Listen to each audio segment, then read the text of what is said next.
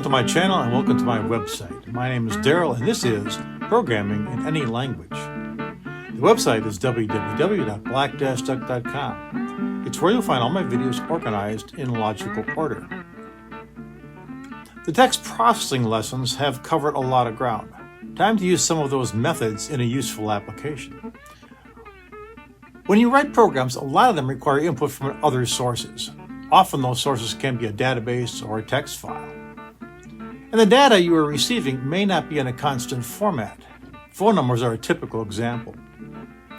People format phone numbers many different ways, and that's fine for them. But in programs, a series of phone numbers are much easier to use if all of them are in a constant format. This video is the first of several, which will show you how to create a program to read in phone numbers in a variety of formats and produce a new file with all phone numbers in a constant format. It's pretty simple when you break it down. You read the file in. You remove everything that is not a digit. And once the records are a like series of digits, you either concatenate a new format or you use insert to format the number. We're going to do this both ways. Watch. We've been doing a lot of text processing methods so far, and it's you know, we need to put some applications together so we can see how they work. It's good to see the way a method is structured, but it doesn't really help when it comes to how to use it. And it's best seeing it when it's actually put into play in an application where you can actually say, well, yeah, okay, I can kind of see how this thing works now, or I can adjust it, or I can modify it to fit my application to do something different. And that's what we're doing here. Up to now, we've looked at the substring start method, as you can see on the screen. String var, substring start. We've looked at the other variation of that, the substring start with a count method. So we could actually point to a certain area in the string and pull off a certain number of characters off the string. What we're going to do right now, we're going to take the phone number application and we're going to take some phone numbers like this. I have a text file with these particular numbers in them. As you can see, there's different formats. 206-782-8410, parentheses 326, parentheses 573-8029, dots, no numbers at all. I mean, just numbers and nothing else, all that kind of stuff in there. We want to create an application that's going to parse these down and create something like this, a formatted set of numbers that all have the parentheses inside. They're all got a space. They're all formatted the same way is basically what I'm saying here. How do we do that? Make this thing work. We've got the tools now. We want to create this phone number application, and it's really straightforward. We're going to read a file, we're going to process data, we're going to save the file, and we're going to exit. So from a hierarchy standpoint, not so much of a hierarchy. It's kind of just a straightforward thing. I'm going to do something a little different. I could do this all in one function. You know, read the file in, process that, and save the file. We could, you know, basically, if you're writing an application to do that, you might do it in one chunk. So the data goes in and comes back out. You're done. You don't have to do anything. But I want you to look at this and see how this happens. So we're going to create an application that looks like this. We're going to read the file, and we're going to place the data into a input list box. And it kind of looks like this. And so it's going to be sitting there like this. Then we're going to take that, and we're going to process that data. And that's going to put it into an intermediate file, and then finally an output file. The intermediate file is going to look like this, where everything's been stripped out. So we're going to use the earlier things we've learned in text processing to remove anything that's non-numeric and get it out of there. So we have nothing but numeric files in there. That's step one, basically.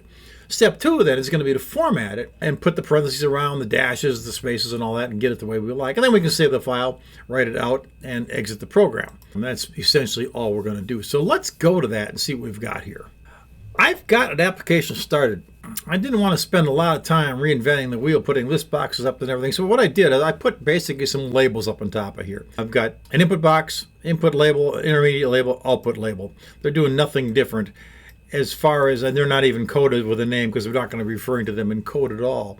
I did say format phone number up in the top in the form, so that the form itself has the text property set up that way. You can see that here, right in the text file. And if you look at the list boxes, LBX input, LBX intermediate, LBX output is what they're actually called. We have a read file, which is going to be button read, a process, button process, save file, button save, and an exit, button exit. What we're missing right now is the file dialog buttons. Now what I want to do, I want to actually let the user choose the file they're going to be picking, and let the user save what they're actually going to put out there. So we're going to use the open file dialog and the save file dialog. I'll bring those things right here. And I want to give these things names right away. So the save file dialog is going to be called DLG save file. And the open file dialog is going to be called DLG open file. And that should suffice it. That should be all we need to do.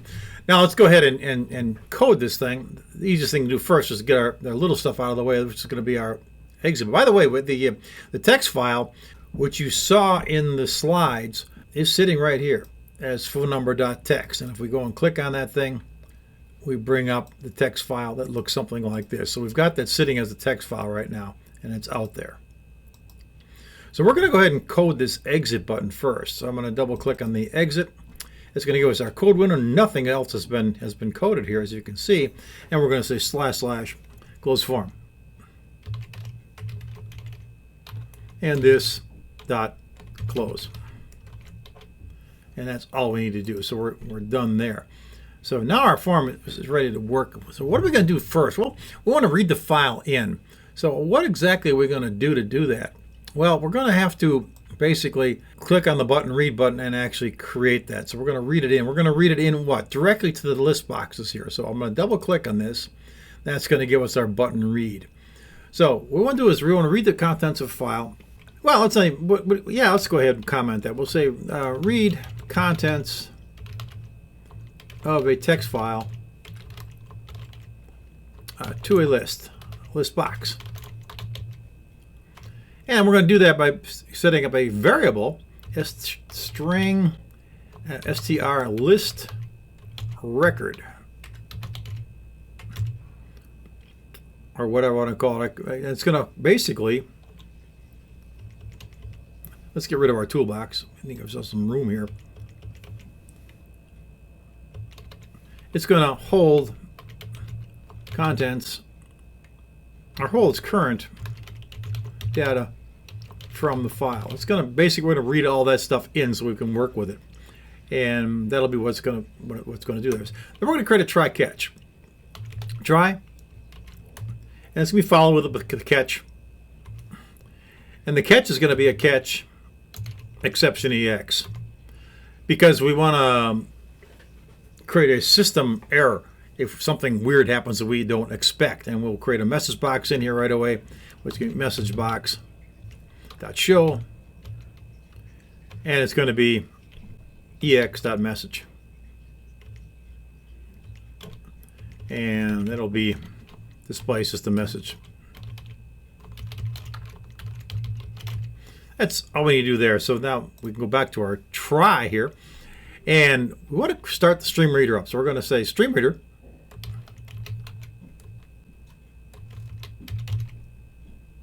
and we're going to name it input file. That's what we're going to deal with here. And that names the input file. Then we're going to do an if statement here. We're going to say if, and we're going to use the DLG, the dialog. DLG open file dot show dialog is okay. We're happy. And we're going to do stuff. If it's not, we're going to create an else down here. I always do my else's first, so I get them out of the way, and I can work on my body where I'm actually writing the code. This is going to be a message box dot show, and it'll be operation canceled. Then we're going to go back up to our if statement. So if we did open a file, we now can use it. So we can get that name. Input file is equal to file.open text.dlg file name. So whatever the user picked is what we're going to open up. And this could generate, some kind of weird error if there's no file there, or something screwy happened, or being used by somebody else. And then while the input file .end of stream is set equal to false, we're going to do something. We have a block of code here. we're going to take our string list record and make it equal to the input file read line. We're going to read a line of data.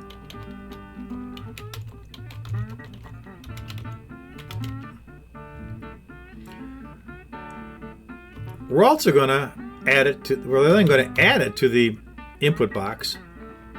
Dot items, dot add, string list record.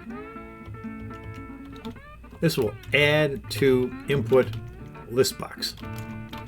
And then we're going to go down here, and right after we're done with this, we can close the file. So input file dot close. That's it. That takes care of our read thing. We're going to do a file save. And what I like to do whenever I write anything that's completed, even though the rest of the program is not, I like to run it. So let's go ahead and give this thing a look. Program comes up. I'm going to do a read file. The open dialog thing pops up here for me, so I got to navigate to it to find out where the heck I put it. Phone number application, probably.